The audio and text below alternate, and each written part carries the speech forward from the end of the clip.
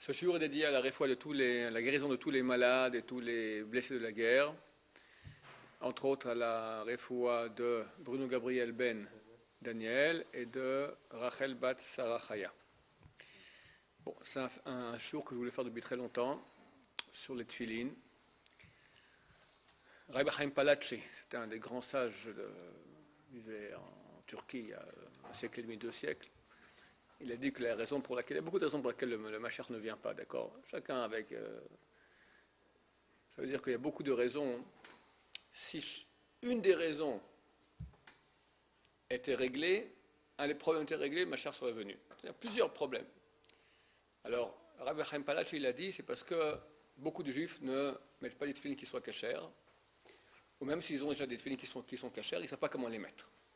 On va faire un shiur qui ne sera pas, effectivement, les lois des tefilines, c'est une chose qui est extrêmement vaste, on ne pourra pas tout toucher les choses essentielles, les problèmes essentiels qu'il y a. On va parler d'abord un peu de ce que c'est qu'un tefilin cachère, qu'est-ce que c'est qu'un tefilin, comment ça fonctionne, quels sont les problèmes habituels des tefilin, et après on parlera comment les mettre, parce que déjà pour un tefilin qui est cachère, c'est difficile. Sur le marché, on peut dire, facilement la moitié des tefilin ne sont pas cachères. On peut dire. En tout cas, très très limite. Ensuite, ceux qui déjà ont acheté, ont dépensé la somme, et ont eu la chance de tomber sur un tefilin qui est cachère, alors encore faut-il qu'ils le mettent comme il faut. Beaucoup de gens, surtout en France, de ce que j'ai vu, dans les synagogues, je peux dire facilement, un tiers des personnes ne mettent pas les tefilin comme il faut. Donc j'espère que vraiment ce shiur-là vous sera bénéfique. Alors d'abord, comment elle fait le tefilin? Le tefilin, il y a deux sortes de tefilin. Le tefilin du bras, le tefilin de la tête. Tu les attacheras à ton bras. Et là, on apprend qu'il y a un tefilin de bras.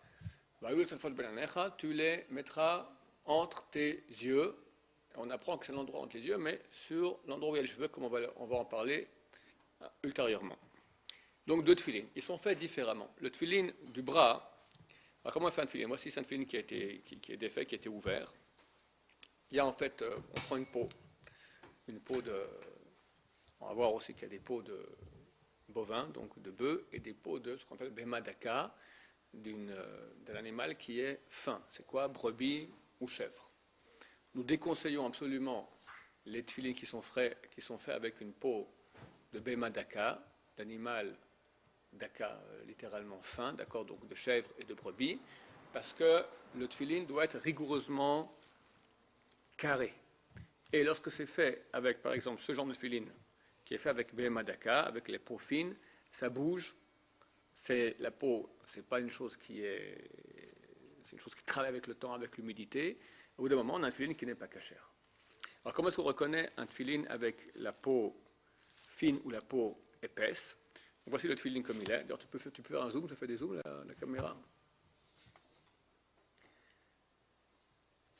Alors, ça c'est le tefilin. Ça, c'est ce qu'on appelle ici la ma'abarta, l'endroit dans lequel passe la lanière. Ici, on peut déceler, d'après l'épaisseur de la peau ici, s'il s'agit ici d'un tefilin qui est fait avec une peau qui est fine ou une peau qui est épaisse. Je vais comparer, regardez ici avec, voilà, un tefilin ici, qui est fait avec une peau épaisse, ça n'a rien à voir. L'épaisseur ici, elle fait bien presque 1 cm, 7 mm, 8 mm. Ça a été gratté parce qu'elle est très épaisse. C'est compact, ça pèse beaucoup plus lourd, ça coûte plus cher aussi, mais c'est une bonne qualité. Ce n'est pas le taco, c'est une voiture qui tient la route. Les tefilin, on achète Bezrat Hashem une fois dans sa vie, ou 2 fois dans sa vie. Ça vaut la peine d'investir un peu plus et avoir une chose qui est. Une mitzvah de tefilin, elle est marquée 8 fois dans la Torah. C'est marqué dans les poskim, dans les décisionnaires, quand on fait la mitzvah de tefilin, on fait 8 mitzvot. Si on ne la fait pas, on a raté 8 mitzvot. C'est peut-être la mitzvah la plus. Le Roche écrit, si je me souviens bien, le Roche écrit, il n'y a pas de mitzvah plus grave que celle-là au niveau des mitzvot positives. D'accord? Tu as le shofar, tu as la matzah, tu as le lulav, tu as la souka. Tefilin, c'est une chose quotidienne, ça vaut la peine d'investir. Grosso modo, le prix minimal, moi je ne vends pas de tefilin lorsqu'on me demande d'acheter pour des gens, ici en Israël, à moins de $500 pièce. $500 la paire de tefilin. En France, ça coûte le double. Donc si on vous propose un tefilin qui fait moins que cela, il faut se méfier, c'est déjà qualité limite. Et si le tefilin n'est pas cachère, quand on le met, on fait une bracha, on fait une bracha al-batala, une bénédiction en vain. ce qui est le troisième des 10 commandements, c'est extrêmement grave de transgresser le troisième des 10 commandements. Tu ne prononceras pas mon nom en vain. Donc le tefillin, il peut être, comme j'ai dit, fait de peau grasse ou de peau fine. On prendra de préférence de peau grasse. Là, j'en ai pris un de peau fine qui est déjà vidé pour montrer un peu comment c'est fait. Alors celui du bras, donc on prend le morceau de peau. Quand il est mouillé, encore humide, on met dedans un morceau de fer pour faire une sorte de trou comme ça. Tu as ta peau et tout au coup dedans, tu as comme ça une sorte de monticule. Après, on prend le tefillin, on le met dans une presse qui va donner une forme plus ou moins carrée. Et après, on commence à tailler de tous les côtés pour avoir une forme qui soit complètement carrée. Après, il y a la partie de la peau qui dépasse, on la reprend et on la referme comme cela. Lorsqu'on aura un tefillin fait de peau fine, il y aura un problème que si je referme ici, ça sera trop fin, donc on va rajouter, vous voyez qu'on a rajouté ici tout un morceau de peau. On rajoute un morceau de peau supplémentaire pour que ça ait une forme carrée. Le tefillin du bras, il est fait donc avec un seul gros trou dans lequel on mettra les parchemins. Le parchemin de bras, comment ça se présente comme ça. Voici ici un petit, d'accord. On voit qu'il y a quatre parachiotes qui sont, pour le tefillin, il y a deux sortes de tefillin. Tefillin de Rashi, tefillin de Rabbeinu Tam. Rabbeinu Tam, on parlera ultérieurement. Rashi, c'est le paracha de Kadesh, Vehaya Keviyacha, Shema Israël, Vayam Shamoa. Dans cet ordre-là. Rabbeinu Tam, c'est un ordre différent. Donc, le sofer, il faut vérifier que c'est écrit comme il se doit. S'il y a une lettre qui n'est pas conforme à la halakha, le film n'est pas valable. S'il y a même une lettre, des fois, qui a été corrigée à rebours, après, je ne vois rien. Je vois seulement que c'était corrigé. Si c'était corrigé après qu'on ait fini le tefillin, après qu'on ait écrit le mot, on revient en arrière, ce n'est pas valable non plus. Donc il faut savoir qu'il faut être certain que celui qui a écrit, c'est quelqu'un qui a la crainte de Dieu, qui ne va pas... C'est beaucoup de travail. Hein, ça coûte entre 200, 300, 400 dollars une paire de tefillin, rien que l'écriture, rien que le parchemin sans le boîtier. Quand un sofer il a écrit pendant 1 ou 2 semaines sa parnassa, son gagne-pain du mois, et tout coup, hop, c'est une erreur, il faut qu'il ait beaucoup de crainte de Dieu pour pas faire une petite correction et se dire que ça va. Ou même il a la crainte de Dieu, mais il se trompe au nom de la halakha, elle est très compliquée. Il faut être un tamid chacham qui connaît bien la halakha, sinon on a des tefillin qui ne sont pas cachers et personne ne peut déceler cela. Par exemple, si avant d'écrire le nom de Dieu, il faut penser, j'écris maintenant le nom de Dieu pour la sainteté du nom de Dieu. S'il n'a pas dit ça, c'est pas valable. Tu vois rien, tu ne peux pas voir ça, c'est pas marqué. J'ai écrit avec sainteté ou j'ai pas écrit, d'accord? Donc il faut absolument qu'il soit, d'abord qu'il ait la crainte de Dieu, le sofer, le scribe, deuxièmement, qu'il connaisse bien la halakha. Moi je déconseille à mes élèves qui me demandent d'étudier avant qu'il soit tamid chacham. Quelqu'un qui ne sait pas encore bien étudier la Torah, il étudie le Mishnah Bora là-dessus. Une fois mon chavrout, mon copain d'études, c'est un grand spécialiste de sofrout, d'écriture de scribe, et donnait des cours à des scribes. Il m'a montré une fois, il m'a amené un jour, tiens, regarde un livre qui a été sorti pour enseigner aux gens comment écrire les tefillin. Il m'a montré dans une page, 18 erreurs. Le type qui a écrit le bouquin, il n'avait même pas compris la halakha. Donc c'est très facile de se tromper. Et une fois, il me raconte aussi qu'il y avait un scribe qui est venu avec lui, avec sa Volvo, un scribe qui gagne bien sa vie, et il lui a montré comme ça les tefillin. Il lui dit, mais ça et ça et ça. Le scribe ne savait même pas de quoi il parlait. Mon Ravouda lui dit, mais il y a des problèmes. Le scribe ne savait même pas que ça existait, c'est halachot. Donc s'il n'y a pas un scribe qui connaît bien la halakha, alors il y a un très grand danger qu'on a une très belle paracha qui coûte très cher, mais qui ne vaut rien du tout. Et tous les matins, on fait la bracha en vain, et on monte après 70 ans, après 120 ans, au Lamaba, on dit, mon Dieu, tu n'as pas mis le film de ta vie. Ah, une fois, oui, j'ai emprunté un film parce que le mien est en vérification, là, tu l'as mis. D'accord? C'est très, très dommage. Donc faire attention, t'ajouter un tefillin de quelqu'un qui sait bien écrire, tamid chacham, qui a la crainte de Dieu, et ça coûte moins de 500 dollars en Israël, oubliez. Nous, on ne s'en occupe pas parce que toujours il y aura des problèmes. Plus, on espère que ça va. On espère que ça va. D'accord? On ne peut jamais être certain de rien. Vers Hachem, on fait de notre mieux et que Dieu voit qu'on fait de notre mieux et nous fasse tomber sur une paire de tefillin qui soit vraiment cachère. Donc, on mettra le petit rond comme ça, dedans, à l'intérieur. Hop, ça fait le tefillin de bras. Pardon. Ça, c'est le tefillin de bras.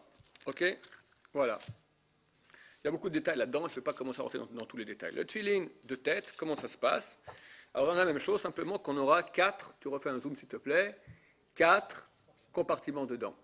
On mettra les mêmes parachiotes, les mêmes morceaux de parchemin, dans le même ordre, mais séparés cette fois. Alors on aura des petits petits morceaux comme ça, voilà. Ici, on a une paracha. D'accord? Elle est pliée. On le plie ainsi. Et on l'enfile. Faire attention, des fois, il plie trop fort. Quand on plie trop fort, ça casse une lettre. C'est pas valable.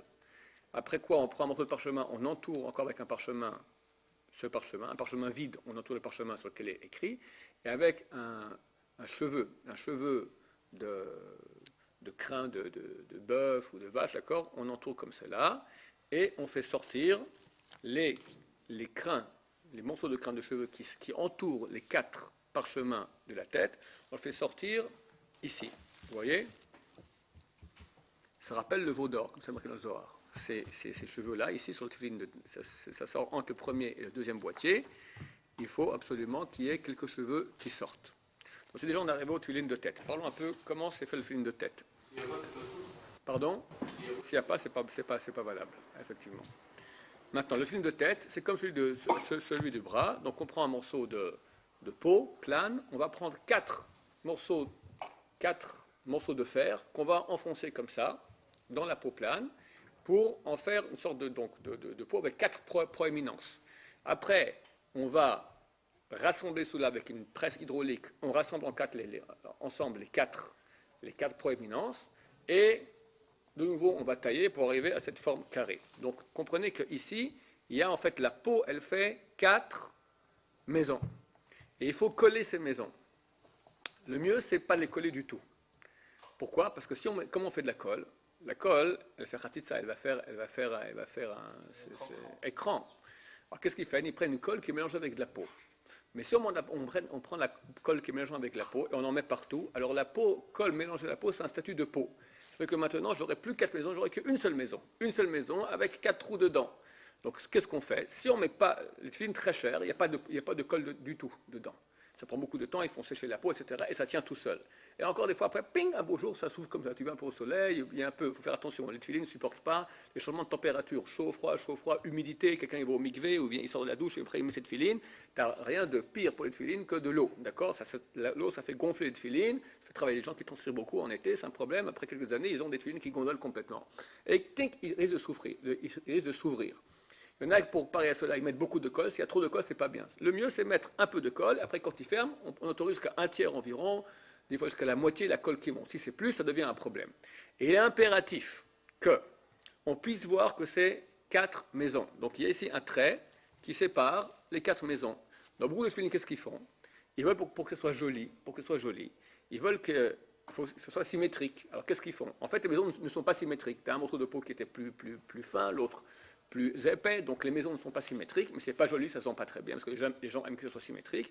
Alors ils mettent une sorte de mortier dessus, et après ils mettent des traits symétriques. C'est pas valable. Si le trait n'est pas à l'endroit où il y a vraiment la séparation entre les 4 maisons, c'est pas valable. Comment est-ce qu'on peut déceler cela? Si tu vois que des fois ils ne font pas très attention, ils mettent le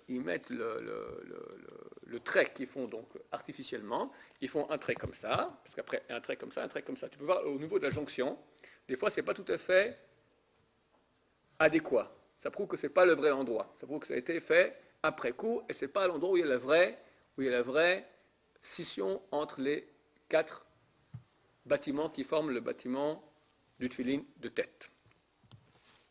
C'est bien, c'est pas obligatoire, mais c'est très bien. Pour le monde d'aujourd'hui, c'est beaucoup rentré dans le standard des tefillin. C'est bien pour montrer qu'effectivement les tefillin sont séparés en 4. Il y a un fil qui passe entre les 4 maisons. Regardez, je ne sais pas si vous allez voir, essayez de faire un gros zoom ici. Quelqu'un a peut-être un stylo que je puisse montrer avec pratiquement 2 secondes. Ici, vous voyez, il y a un fil, 1, 2, 3. Il y a un fil qui passe. Les trous même sont extérieurs, c'est bien qu'on les voit. Des fois, on ne voit pas, le fil y est, mais on ne le voit pas. C'est un hidour, c'est une chose bien qu'on puisse voir le fil à l'extérieur. Et là aussi, il ressort ici. 1, 2, 3. Tu arrives à voir, mon cher caméraman? Ok, ici il y a 3 fils qui ressortent. 1, 2, 3. Alors là, par exemple, ça va être que 2 trous. Non, je ne parle pas des trous de la couture. Regardez bien. Il y a une couture carrée qui entoure le tefillin. Mais à côté de cette couture carrée sortent des fils et rentrent à la base, entre les bâtiments. Vous voulez voir, faites passer. Attention simplement de ne pas le faire tomber, c'est un tefillin tout beau. Hein? Alors, ou il n'y en a pas, ou il y en a qui sont intérieurs. Alors il faut demander, il faut simplement demander, quand tu achètes, on appelle Khut Ben Abatim, le fil entre les bâtiments. Le gros problème numéro 1 dans les tefilines, messieurs, il faut que le tefilin soit absolument, complètement carré. Où? Partout. Là, il faut qu'il y ait un carré parfait. Là, on peut avoir que ce soit rectangulaire plus haut, pas tout à fait carré, mais il faut que le carré parfait que j'ai ici, il soit dans tous les niveaux du tefilin. Donc, je peux avoir un tefilin, par exemple, où le carré, il montre que c'est un carré, mais en pyramide, d'accord? Ou c'est comme ça, ou c'est comme ça. Où le carré, il est par rapport à la base, il est un peu tordu. Parce qu'il faut que ça soit, il faut que on ait la même hauteur ici, même largeur ici, même largeur ici. Carré, parfait. La seule chose qu'on peut autoriser, c'est que ça soit un peu triangulaire vers le haut, comme ça. Mais il faut que ce triangle soit parfait. C'est-à-dire que chaque facette doit être idem à la facette d'à côté. Et en haut, un carré parfait.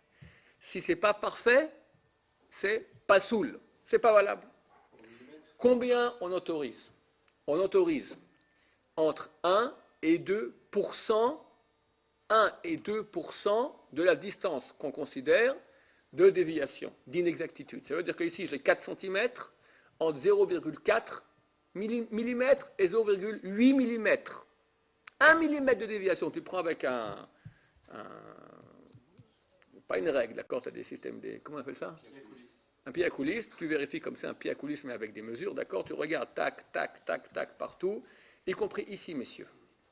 Là aussi, il faut que ce soit un rectangle parfait.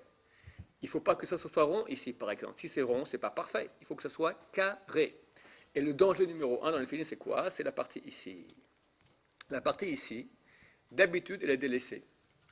Ici, le carré n'est pas parfait. Il faut aussi dans la... C'est-à-dire que j'ai un carré ici, 1, 2, 3. Maintenant, la quatrième partie, elle n'est pas entière. Parce qu'il y a la mambarte et la partie qui sort où il y aura la lanière. Mais néanmoins, ici, la petite cisaille qui rentre et l'autre cisaille qui rentre ici en bas, elle doit être complètement carrée. Des fois, c'est tordu comme ça sort comme ça, ou c'est approximatif, ou à l'endroit où passe la lanière. Qu'est-ce qui se passe? Très souvent, la lanière, au bout d'un moment, elle bouffe un peu de la peau, ça use, et on n'a plus ici une ligne droite. Il faut absolument que ce soit une ligne droite ici, là. Oui. Alors, on autorise. Alors, qu'est-ce qui se passe au bout d'un moment aussi? Ça commence à se raboter. Alors, il faut faire attention. On autorise, comme je dis, jusqu'à 2%, maximum 2%. Tu mesures, tu vois. Maintenant, si on voit à l'œil nu que ce n'est pas carré, c'est plus valable. Hein? Tu vas de voir. C'est un problème. Regardez, c'est un cas d'un problème, par exemple. Alors, je ne sais pas si c'est pas soul, mais c'est un problème. Vous voyez que ce n'est pas complètement droit ici? Là. Là. La fissure, c'est pas un problème tant que ça ne casse pas trop le carré. Ouais, commence à gondoler là. Il faut redonner un peu à retravailler. On peut changer que le boîtier. Ouais. Non, le plus ça va, c'est caché, il n'y a pas de problème dans le plus. Simplement, tu vois ici au niveau de ton carré, c'est plus très bien. Il y a un problème, ça n'a pas été refermé comme il faut bien. Oui. Ouais. Là aussi, on voit que c'est pas tout à fait carré. D'accord? C'est pas très bien, donc il faut arranger ces choses-là. Ok? Pardon? Alors, il faut que le tefilin soit noir. Alors, que les tefilin et les retsuot, les lanières soient noires. Donc, on peut les colorier avec de l'encre, et de l'encre qui est sur le marché. Ici, vous avez une encre qui est cachère, une encre qui n'est pas faite avec des vers de terre ou des choses comme ça, donc il y en a ici sur le marché, et il est impératif, faire très attention, avant de faire quoi que ce soit de travail sur les tefilines ou sur les lanières, de dire avant qu'on va colorier, après on va apprendre à faire les nœuds, pas les shem mitzvah tefilin, ça ne vaut rien du tout ce que vous venez de dire, les shem kdushat tefilin, pour la sainteté des tefilin. Pour les tzitzit, on dit les shem mitzvah tzitzit. Il y a tashmiche mitzvah, tashmiche kdusha. Les ustensiles de mitzvah sont des ustensiles de kdusha. Les tzitzit, c'est un ustensile de mitzvah. Le tefilin, c'est comme un sefer Torah, c'est un ustensile de kdusha, c'est la sainteté en elle-même, d'accord? C'est une chose qui est extrêmement sainte. Et si on n'a pas dit la petite phrase que je viens de dire, Leshem kdushat tefilin, pour la sainteté des tefilin, alors l'action qu'on a faite, elle est très très Non, on devrait effacer la couleur noire, et c'est très compliqué. Donc, ne jamais oublier, si on a fait un nœud, il faut défaire le nœud et le refaire en disant le Shem Kedushat Tfilin. Qu'il y a en français, oui. Et s'il ne comprend pas et qu'il dit quand même des voix, il faut suivre. C'est mieux de comprendre. Maintenant, il n'y a pas qu'au niveau de la peau que ça doit être carré. Il y a un gros problème aussi, c'est au niveau de la couture. Vous avez une couture ici en bas, qu'on retrouve en haut, qui raccroche les deux parties du filine, d'accord, pour que ça soit collé ici comme ça. On ne colle pas avec de la colle, on fait une couture. Maintenant, il est impératif que cette couture soit complètement carrée. Dans les bons de filine, qu'est-ce qu'ils font? Ils font une cisaille carrée dans laquelle ils mettent le morceau de guide, c'est un morceau de tendon séché, avec lequel on fait la couture. Le morceau de tendon, il passe, il ne peut pas quitter la cisaille, donc c'est complètement carré. Dans cette filine-là, vous voyez qu'il n'y a pas dedans de cisaille, alors le filine, la couture, des fois, elle bouge un peu. Si ce n'est pas complètement carré, ce n'est pas cachère. Et c'est très courant. Eux, ils ont les employés, les ouvriers qui font cette filine, n'ont pas le temps. Alors ils prennent comme ça la perceuse, alors ils font peut-être le carré bien en haut, mais des fois la perceuse elle met un peu de côté, et là en bas, c'est pas perpendiculaire à en haut, donc on n'a plus un carré, ou le contraire, en bas c'est carré, mais en haut c'est pas carré, il faut bien vérifier. Vous voyez, très souvent dans les tuiles, vous verrez, il faut regarder comme ça, et on voit qu'il y a un côté qui passe de côté. Je suis convaincu que si vous regardez bien, il y aura souvent une tuile là qui ne sera pas très bien. C'est là une chose qui est courante. Carré parfait. De nouveau, on autorise de 1 à 2 mm de déviation. Il y a aussi un problème. Des fois, ils font les trous.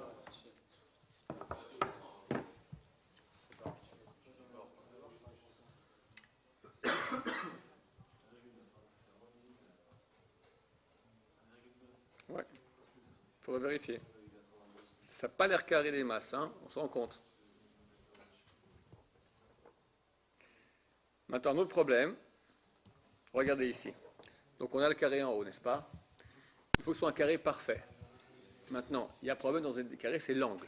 Qu'est-ce qui se passe? Quand ils font le trou trop gros ici, ce point qui a l'angle du carré, il y a un fil qui va rentrer, je le fais maintenant en plus gros, je fais ici le trou de la couture, il y a un fil qui rentre, il y a un autre fil qui rentre, vous voyez? Mais en fait, il n'y aura pas d'angle. Ce carré n'a pas d'angle, parce que les fils ne se touchent pas. Vous comprenez ce que je veux dire? Quand le trou il est gros, alors on met un fil là, on met un autre fil là, et ne se touche pas. Donc le carré n'est pas parfait, et c'est un problème. Qu'est-ce qu'on peut faire pour remédier? Il faut que la personne qui fait le filine, il prend les deux fils dedans à l'intérieur et il les tresse. Il tourne comme ça un peu, comme ça il se touche. Si ce n'est pas fait, le filine n'est pas cachère. On ne demande pas, je dis, on autorise une certaine déviation. La halakha, comme ça, elle dit, il ne faut pas que ça se voie à l'œil nu. Si quelqu'un regarde comme ça, il voit que ce n'est pas carré, ça ne va pas. Maintenant, c'est combien l'œil nu? Alors on dit de 1 à 2%, ça dépend des poskim. Il y en a qui disent 1%, ça va plus. Ça va plus. Il n'y en a que jusqu'à 2% de déviation. Un filine qui sont extrêmement petits, c'est beaucoup plus précis. Un filine petit, tu n'auras que des fois 2 cm de large pour le filine. Là, on autorise donc que 0,2 mm à 0,4 mm de déviation, ce qui est très très peu. Ok. Les lanières doivent être noires partout. Il ne faut pas qu'il y ait s'il y a des taches, des endroits qui commencent à blanchir ou la couleur parle, il faut prendre la couleur et dire Hachem Kutchatulin et colorier. Dessous, ça peut ne pas être noir. L'habitude est que ce ne soit pas noir. D'après la Kabbalah, ceux qui veulent, c'est bien aussi de noircir l'envers aussi. Mais peu de gens le font. Pardon? Ça reste cachère s'il n'y a pas trop. D'accord? Maintenant. Quelle est la largeur? Le problème, c'est la largeur de cette lanière. A priori, il faut qu'il y ait 11 mm. A posteriori, on autorise jusqu'à 9 mm de largeur. Moins que 9, c'est plus valable. Le danger est l'endroit où on fait le nœud des tefilines. Vu que tous les jours on tire, la peau elle travaille, au bout d'un moment, ça s'amincit, et le tefilin a déjà 20 ans, ensuite sa bar mitzvah, le type a 70 ans, il met toujours cette tefilin, la lanière fait moins de 9 mm, c'est pas valable. Il y a une largeur minimale qui fait 9 mm, si possible 11 mm, a posteriori on aurait jusqu'à 9 mm. On continue la construction des tefilines. Dans la tefilin, on aura 3 lettres. Ça, c'est le tien. Ouais, rendez, je ne veux pas qu'il y ait trop de filles ici qui se baladent. Voilà. On va prendre celui-là. Il y a 3 lettres. 3 lettres qui forment le nom de Dieu, Shin, et puis Dalet, et puis Yud. Le Shin, il est ici, des deux côtés du tefilin de la tête. Un avec 4 branches, l'autre avec 3 branches, ça fait 7 en tout. Le Dalet, il est là, vous voyez un Dalet, le nœud de derrière. Et le Yud, il est sur le tefilin du bras. Ici, vous voyez la forme Yud. C'est un Yud ici. Yud. Il faut faire attention que ces 3 lettres soient faites comme il se doit. Commençons par le Shin. Comment est-ce qu'on fait le Shin?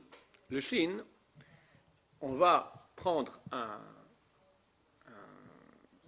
une sorte de, comment on appelle ça, comme pour des pièces, une imprimante, d'accord, quelque chose qui est avec de la force. Et dans cette imprimante, tu as en relief gravé le Shin. Alors tu enfonces très fort ça avec une force hydraulique, tac, sur la peau. Qu'est-ce qu'il y a? Le Shin ressort. Et il est écrit, n'est-ce pas? Il y a un problème là-dessus. Pourquoi? Le Shin doit être écrit. Or, dans les lois d'écriture des tefilin, par exemple, quand j'écris maintenant sur un tefilin, quelqu'un avec moi, je dois écrire maintenant, prenons un nom qui est marqué dans le tefilin, on dit Vayou le totafot. Vayou le totafot. Totafot, il y a un vav. Vav, taf à la fin, le vav.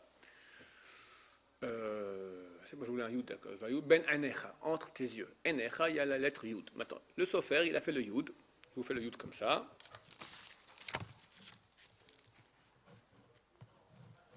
Comme ça, il est un yud, d'accord. Maintenant, lui, il a fait un peu plus. C'est encore un yud, ça? Limite, ça devient un vav. Je rajoute encore un peu, c'est déjà un vav. Lui, il a fait un vav. Il a rajouté un peu trop d'encre. Alors, qu'est-ce qu'il fait? Il corrige, d'accord? Il enlève ça. Il gratte l'encre. De nouveau, il a un yud. C'est pas valable. Pourquoi? Parce qu'on doit écrire la lettre. On ne doit pas l'obtenir par le fait d'effacer. Là, j'ai obtenu le yud en effaçant. C'est pas valable. Il faut effacer tout et réécrire. On appelle cela chak tuchot. Tout le yud. S'il a continué et après il a corrigé comme ça, il doit tout réécrire. Des fois, tu vois dans le tefilin, toute une partie qui a été grattée. C'est qu'il s'est rendu compte d'une erreur qu'il y avait 3-4 mois auparavant et il a dû tout gratter. Des fois, il n'a pas le courage, il jette tout, il met la gnisa et il recommence tout depuis le début. Sauf si c'est la dernière lettre. Comme si c'est la dernière lettre, ça va, il n'y a pas de problème. D'accord? Il y a une loi de Kessidran. Il faut que les lettres soient écrites, comme j'ai dit, dans l'ordre. Alors, il est interdit de corriger une lettre en effaçant, on doit la corriger en l'écrivant. Or, comment j'ai fait maintenant mon shin ici? C'est valable aussi pour le shin ici. Quand j'ai enfoncé la peau et j'ai laissé ressortir le shin, je n'ai pas écrit le shin. J'ai enfoncé le autour du shin. Quelqu'un suit ce que je veux dire? Je n'ai pas écrit. Écrire, c'est quoi dans le cas ici? Je dois, avec une pincette, aller sortir la peau. Alors, qu'est-ce qu'on fait? On fait les deux. On va enfoncer le moule, très bien. Ça fait ressortir maintenant le shin que je veux. Après, qu'est-ce que je fais? Je le délimite bien, je cisaille un peu autour. Après, je le réenfonce dans la peau, que ce soit tout plat. Et après, avec la pincette, je ressors de nouveau. Avec la pincette, je ressors le shin. Quand je sors avec la pincette, ça s'appelle écrire. Maintenant, ça, on ne saura jamais. Ça, c'est le type, l'ouvrier, dans son atelier. S'il veut faire comme il se doit, il fait comme je vous ai dit. Sinon, il fait un bon coup, boum, il enfonce, et il vend son tefilin comme ça. Et il n'est pas valable. Le shin, il est là. Il n'est pas valable parce qu'il a été fait en chaktuchot, en effacement, et pas en écriture. Donc, de nouveau, il faut savoir, quand j'ai un tefilin, c'est quelqu'un qui est caché. Vous me direz, mais comment ça se fait qu'il y a des gens qui font ça? Là, pas du gain. Il y a des gens malhonnêtes partout. Dans le monde des tefilin, ça existe aussi beaucoup. Peu à peu, maintenant, il y a une connaissance des tefilin, le marché devient, les gens sont au courant et demandent. Donc, peu à peu, on arrive à éliminer les faux. Alors, qu'est-ce qu'ils font les faux? Ils vendent en France. C'est ça que là-bas, les gens sont des ignorants. D'accord? Maintenant, nous sommes en train de mettre au courant les Français pour qu'ils arrêtent d'acheter des faux. Ça, c'est le shin. Le dalet, on va l'étudier après, comment on le fait, comment défaire le nœud. Le yud. Le yud, c'est un gros problème. D'abord, des fois, qu'est-ce qui se passe? La lanière du yud ici, elle est trop longue. C'est plus un yud, c'est un vav. C'est pas valable. Quelle lanière vous dites? Ici, Le petit bout qui sort? le petit bout qui sort là, vous voyez, c'est un yud. Il faut bien comprendre ce que c'est. C'est un yud, la lettre yud. Elle doit être yud. Dans beaucoup de tefilin, il se défait. Il s'est défait, c'est foutu. On n'a pas fait la mitzvah. Si le yud ici, il n'existe pas, on n'a pas fait la mitzvah du tefilin du bras. Et ça arrive très souvent dans la synagogue, je vois quelqu'un, tac, tac, oui, oui, ça fait quelques mois déjà que je dois aller le refaire faire. Tu n'as pas fait la vie ça, mon vieux. C'est très dommage. Donc vérifiez. Des fois, il est trop long. C'est plus un yud, c'est un vav. Là, on peut le couper. On dit les Shem Kedushat Tfilin, on le coupe. Il n'y a pas de problème de chak tuchot ici. C'est aussi fait en effacement. Maintenant, qu'est-ce qui se passe très souvent avec moi ton tfilin? Le yud n'est pas, le nœud n'est pas solide, il se défait avec le temps, et le pied du yud, il rentre à l'intérieur. Je vais vous montrer l'expérience, regardez comme ça, je vais le tirer un peu. Il rentre un peu, au point où on ne le voit plus. Vous voyez comme ça? Vous voyez maintenant, il n'y a plus de pied au yud? C'est pas valable. Pas valable. Il faut dire le Shem Kedushat Tfilin et le ressortir. Le Shem Kedushat Tfilin.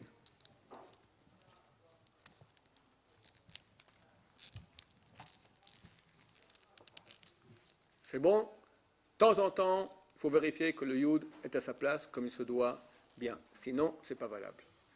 S'il sort un tout petit peu, 1 millimètre, c'est valable. Au niveau de la lacha du yud, si on a un pied de yud qui sort 1 millimètre, c'est valable aussi. Dans l'écriture, donc aussi dans le nœud. Maintenant, ce yud-là, il est impératif qu'il soit collé à la maison du tfilin. Vous voyez, ça c'est décollé. Ça, c'est collé. C'est pour ça que dans le petit capuchon qu'il y a, ils mettent un capuchon pour pas que, avec le temps, ça s'érode et le carré devient rond. Alors, regardez que dans le petit capuchon, ici, il y a une petite ouverture. Pourquoi? Pas pour faire joli, c'est pour que le yud, la lanière, puisse toucher le bâtiment. Si possible, même quand le yud il est dans la boîte, pas sur nous, c'est bien que le yud touche le bâtiment. Donc, quand on va attacher le tfilin, on va, avec la lanière, attacher aussi le yud au bâtiment. C'est bien que ça soit jamais séparé de ce qu'on appelle de la ktitsa du bâtiment lui-même. Il y en a même qui attachent avec un petit morceau de guide, de tendon, en haut. Il faut faire attention, pas que le tendon ne soit pas en bas. S'il passe en bas, ça fait ktitsa, ça fait écran. On verra qu'il ne faut pas qu'il y ait d'écran entre notre tfilin et notre peau. Maintenant, ce yud-là, en tout cas, dans la maison, c'est bien qu'il soit collé au bâtiment. Quand on le porte, c'est impératif qu'il soit collé au bâtiment.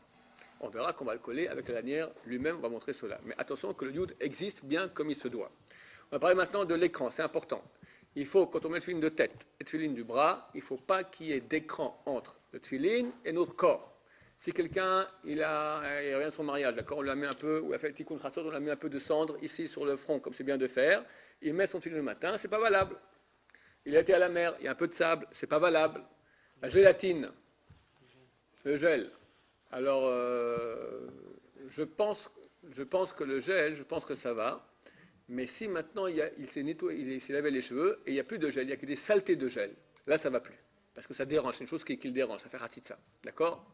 Au niveau du corps aussi, il faut qu'il soit propre, qu'il n'y ait pas trop de crasse, d'accord? Je ne sais pas, quelqu'un est là ici. Alors, l'étiquette, c'est très courant, très bien. Tu achètes un tfilin, après 3 ans, quelqu'un vient et te dit non, attends, je te donne l'étiquette. Il n'a pas mis de tfilin pendant 3 ans. Et c'est courant, hélas. Maintenant, s'il y a beaucoup de cheveux ici, d'après certains, on peut dire que la majorité des décisionnaires, ce n'est pas valable. Alors, ce n'est pas pour cela que quelqu'un qui nous écoute maintenant, qui a beaucoup de cheveux, et devrait arrêter de mettre les tfilin, qu'il les mette quand même, mais qui sache que d'après beaucoup de décisionnaires, qu'il laisse les cheveux derrière, mais là, il faut qu'il n'y ait pas trop de cheveux. C'est considéré comme écran. Je dis, vu qu'il y a quand même quelques décisionnaires qui disent que ça va, donc on les met quand même. Maintenant, il y a une chose dont les gens ne sont pas au courant et qui est assez courante. La couleur ici noire, d'après pas mal de décisionnaires aussi, elle fait khatitsa, elle fait écran. Si elle est imbibée dans le filin, regardez, moi j'ai ici un nouveau tfilin. Il y a un peu de couleur noire ici, vous voyez, mais elle est imbibée à l'intérieur. Ça va. Mais si c'est maintenant de la couleur qui est dessus, que tu peux gratter et ça s'enlève, vu qu'ici il n'y a pas de couleur normalement, ça fait khatitsa, ça fait écran. Donc il faut prendre avec un petit canif ou quelque chose, après un couteau, le Shem Kedushat Tfilin et gratter ici la couleur pour qu'il n'y ait pas d'écran. Ok. Donc on va faire un petit arrêt maintenant. On fait une petite pause de 5 minutes. On fait 3/4 d'heure, donc petite pause. On reprend dans 5 minutes. Merci.